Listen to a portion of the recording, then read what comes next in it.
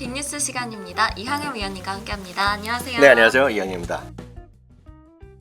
네, 위원님 저랑 촬영하는 게 정말 오랜만이죠. 그러니까 월요일마다 계속 놀았어갖고. 네, 계속 휴일이었어서 네네. 몇 주 동안 못 뵀는데 오늘 또 다시 이렇게 돌아왔습니다. 오늘은 5개 이슈를 가져왔으니까요. 네. 끝까지 재밌게 봐주시면 좋을 것 같습니다.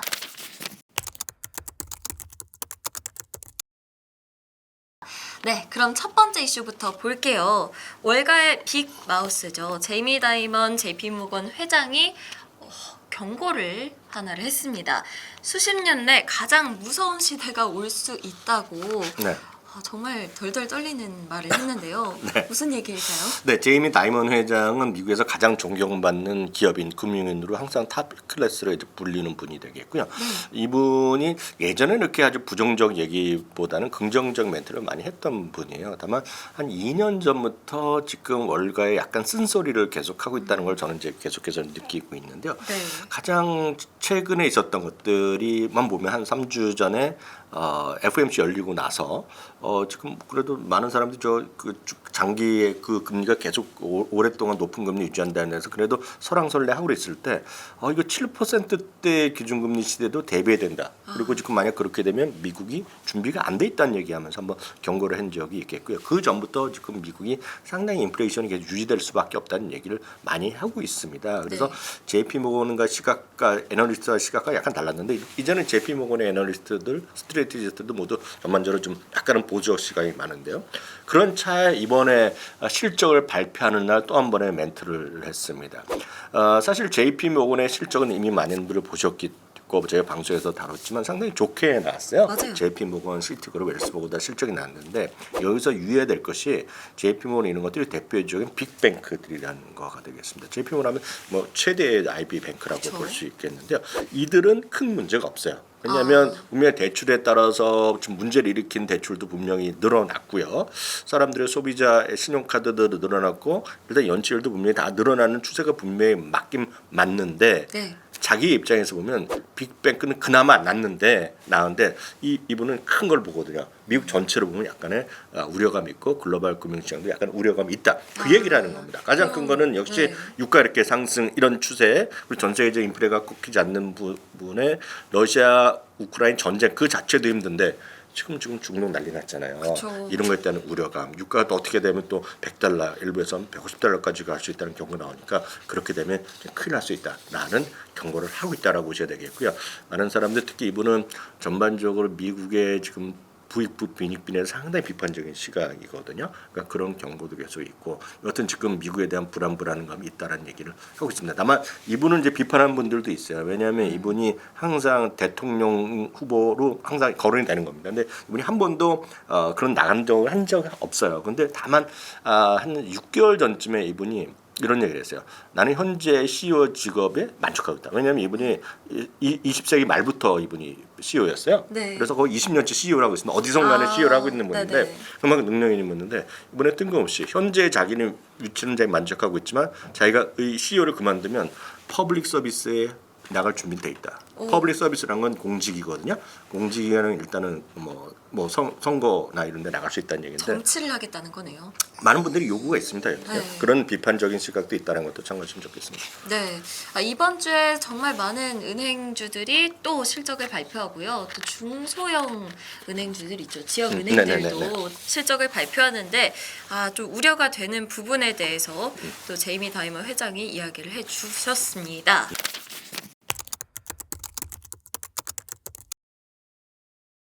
자, 그러면 두 번째 이슈로 넘어가 볼게요. 방금 전에도 잠깐 언급을 해주셨는데 국제유가가 급등을 했습니다. 6%나 올랐어요.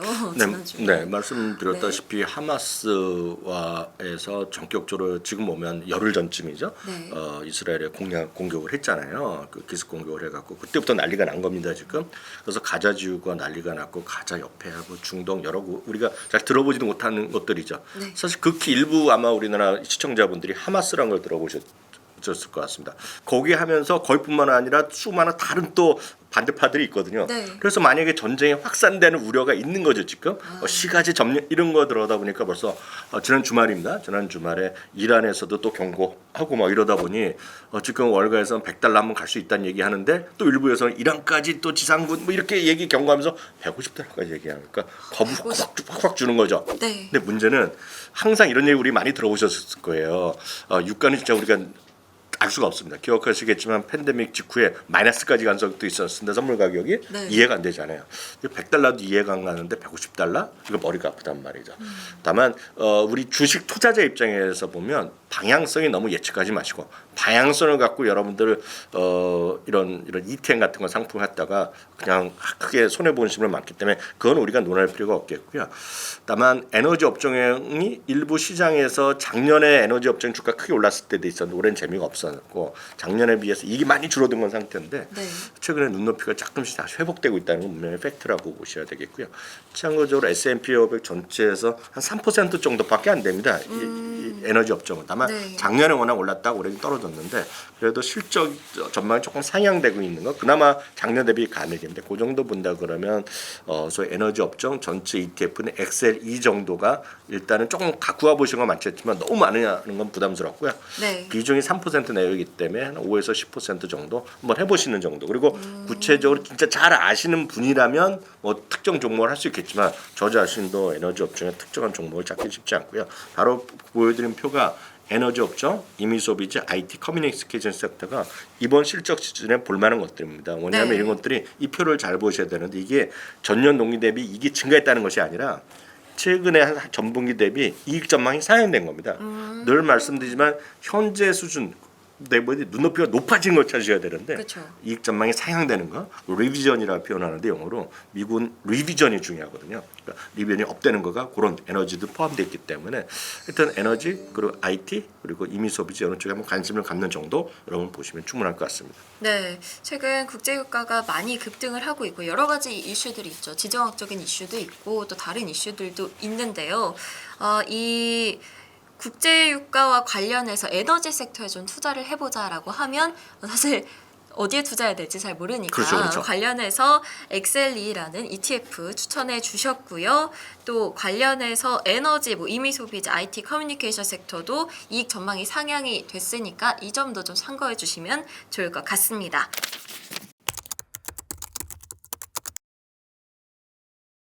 자, 그럼 세 번째 이슈로 넘어가 볼게요.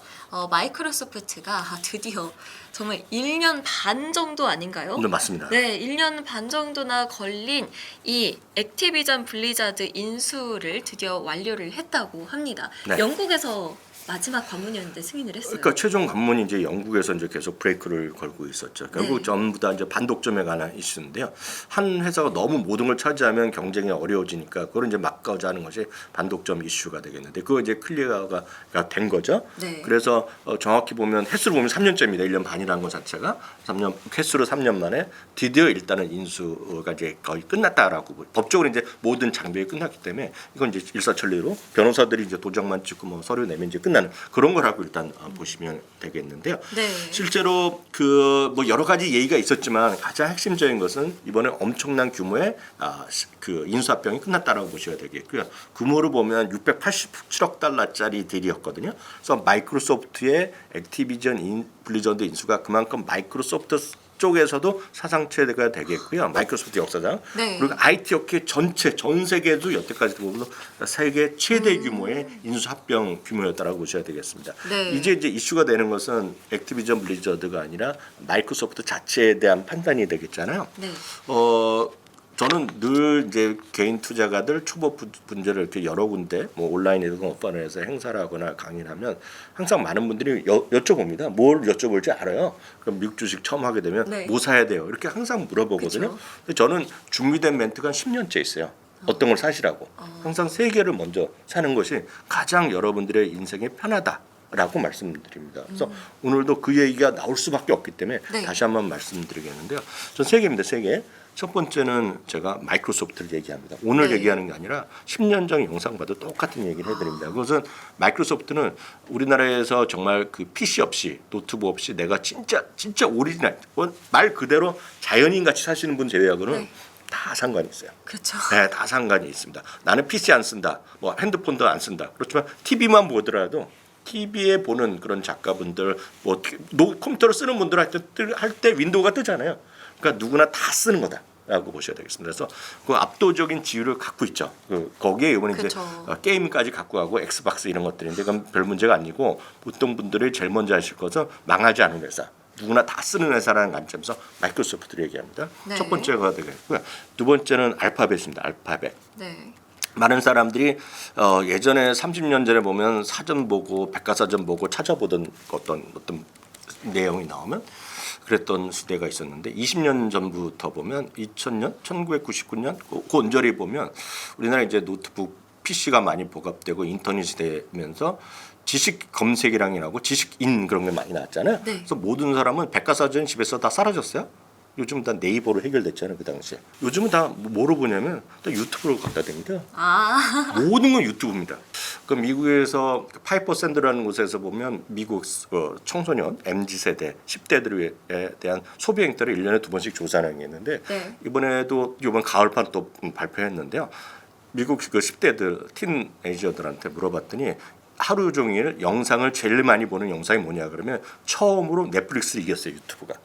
그래서 유튜브는 아마 기본이다. 많은 분들이 공감을 하실 것 같습니다. 앞으로 10년에 또 다른 걸 볼지 모르겠지만 유튜브를 갖고 있고 어찌됐건 구글이라는 안드로이드를 갖고 있는 알파벳이 두 번째라고 보고 있게. 그래서 여러분 네. 사실 만한 주식. 세 번째는 늘 말씀드리지만 다 신용카드를 다 쓰는 사회라는 얘기죠. 그래서 비자 아니면 마스터카드 둘 중에 하나 다 쓰실 거란 말이죠. 그래서 전 비자건 마스터건 여러분 쓰시는 거.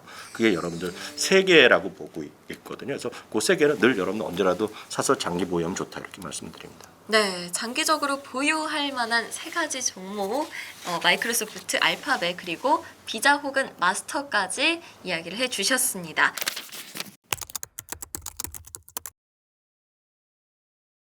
자, 그러면 방금 전에 마이크로소프트가 액티비전 블리자드를 인수했다는 얘기를 해주셨는데 관련해서 이 액티비전 블리자드가 S&P 500에서 빠지면서 룰루레몬이 들어간다는 얘기가 있더라고요. 네. 네. 이게 아주 그 인수합병이 이제 최종 마무리되면서 이제 갑자기 들어간 게 바로 S&P에 편입된 게 룰루레몬이 되겠습니다. 그래서 네. 보통 이런 것들이 그 지수에 편입되고 편출하는 게 발표되면 통상 2주에서 3주 정도 예고를 하거든요. 네. 근데 이번에는 급하게 들어갔기 때문에 다음 주, 그러니까 이번 주 수요일부터 바로 요번에 편입됩니다. 물론 딴 것도 하나 같이 들어간 게 있는데 지금 요번에 포함되는 것이 룰루레몬이 편입되고 지금 액티비전 블리자드가 빠집니다. 왜냐하면 액티비전 블리자드는 이미 나스닥 100에선 빠져 있는데 네. 왜냐하면 인수합병이 되면서 이제 결국 상장 폐지될 거기 때문에 의미가 없습니다. 그래서 이게 완전히 지금 마이크로소프트가 편입하면서 액티비전 블리자드가 빠지고 룰루레몬이 들어간다라고 보셔야 되겠고요.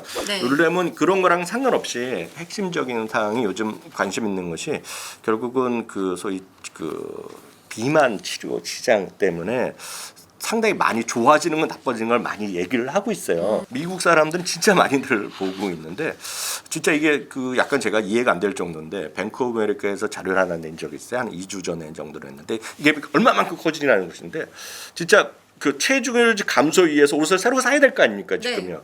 그 시장이 2030년까지 500억 달러 시장까지 커진다는 거예요. 그러니까 엄청난 규모로 옷을 다시 사 입는다는 것이 되겠고 이게 네. 어느 정도 저는 그게 도대체 얼마 정도 감이 안 오는데 진짜 더 감이 안 오는 게 아마 사이즈 미국 사이즈가 4 이런 거 입을 거 아닙니까 지금요. 네네. 근데 미국 사람들의 여성 평균이 성인인데 평균이 10년 전에 14 사이즈를 입었다는 겁니다.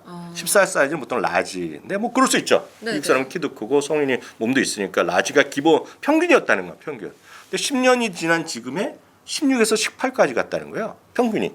그 엑스라지 그리고 더블 엑스라지가 그냥 평균이 될 정도로 사람들이 진짜 살이 쪘다는 거죠. 근데 이거는 뭐 유럽도 마찬가지인데 특히 미국이 살이 많이 찐 거거든요. 중남미가 많이 쪘기 때문에 운동에 대한 수요 뭐 이런 것들로 해서 룰레몬 뭐 이런 것들은 요즘 뭐 스케쳐스 뭐 이런 거 많이 얘기하는 사람들이 있거든요. 그러니까 그런 것들 차원에서도 아마 미국에서는 얘기가 될 수 있다라는 관점 이해하시면 될 것 같습니다. 그럼 마지막 이슈로요. 메타 플랫폼 이야기 해보려고 합니다. 지난 금요일에는 3%가량 하락하기는 했는데 최근에 보니까 최근 몇 달간 꾸준히 우상향을 보이고 있었고요. 또 정말 많이 올랐더라고요. 네. 52주 신고가도 기록을 했어요. 맞습니다. 메타 플랫폼이 상당히 어려웠던 것이 2021년부터요. 2022년까지 아주 주가가 폭락했던 기억이 있습니다. 그래서 100달러도 깨지고 그랬었는데요. 그때 기억하는 것을 아마 기억하시는 분은 어떤 이유가 있었냐 그러면 많은 분들이 아이폰이나 이렇게 쓰시는 분들을 보면 어느 순간 갑자기 아이폰을 킬 때 조금 앱 같은 데 들어가면 너의 귀중한 정보를 딴 데 제공하는데 동의하느냐 안 하느냐 그런 게 많이 있었죠. 네. 그리고 대부분이 동의 안 하셨을 거 아닙니까? 그때 개인정보의 유출, 개인정보의 활용 때문에 아이폰이 그런 정책이 나오면서 메타 플랫폼의 주주가가 이제 크게 내려가는 계기가 있었어요. 네. 그게 바로 개인정보를 아이폰에 쓰는 사람한테 받아갈 수 없기 때문에 약했던 건데 그러면서 그때 이제 새로운 출발점으로 나왔던 것이 아시겠지만 메타버스로 올인했고 이름을 메타 플랫폼으로 바꾼 거 아닙니까? 그런데도 불구하고 돈을 번 적이 그거는 계속해서 적자 분야였죠 메타버스가. 근데 이제 작년 하반기부터 이제 돌아서기 시작하면서 네. 새로운 이제 방법을 찾아내면서 자기네 스스로의 어떤 또 하나의 광고 매출을 찾아내는 것을 이제 그 모멘텀을 찾은 거죠. 그런 계기를 찾아갔고 이런 시장에서의 어려운 불경기들 지나가면서 회복세를 보이는 게 작년 가을입니다. 그래서 작년 가을부터 이제 주가가 회복되기 시작하면서 그게 올해 1분기, 2분기는 모처럼 화면에서 보이다시피 매출이 다시 증가세로 이제 반전되기 시작했거든요. 네. 바로 이 부분이 메타 플랫폼의 주가의 어떤 회복력이 되겠고요. 또 하나 작년 한 10월, 11월 하면 주가 진짜 어렸을 때거든요. 그때 메타 플랫폼이 빅테크 중에 제일 먼저 감원을 발표하기 시작했습니다. 그래서 감원을 발표하면서 구조조정은 가장 먼저 네. 했고요. 그때 유명했던 얘기가 거기 아마 사장, 부사장급 정도 아주 최고위층이 아닌 사람은 예를 들어 내가 부서장이 있고 부서장이 몇십 명, 몇백 명 있는 데가 있을 거 아닙니까? 부서장도 모르게 새벽 4시 반, 5시에 이메일로 다 잘랐다는 거예요.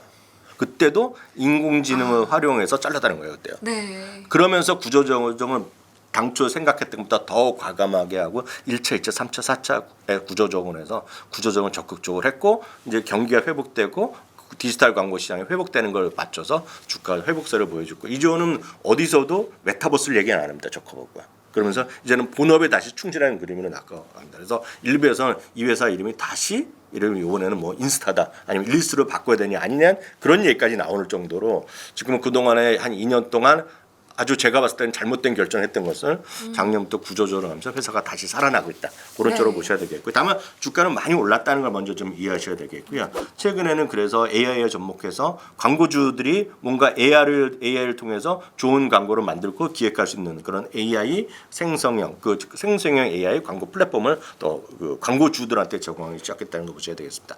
다만 주가는 지금 상당히 많이 올라갔던 걸 우리가 인정하셔야 될 것 같고요. 네. 물론 적정 주가라는 것이 모든 것을 차지하지는 않지만 작년 11월, 12월 그 금년 봄 대비 적정 주가 수준과의 괴리도가 없습니다. 오히려 적정 주가보다 오히려 올라간 수준까지 나와 있고 이 그림은 모닝스타 기준의 적정 주가의 현재 주가를 보여주는 것인데 주가는 많이 올랐다는 거.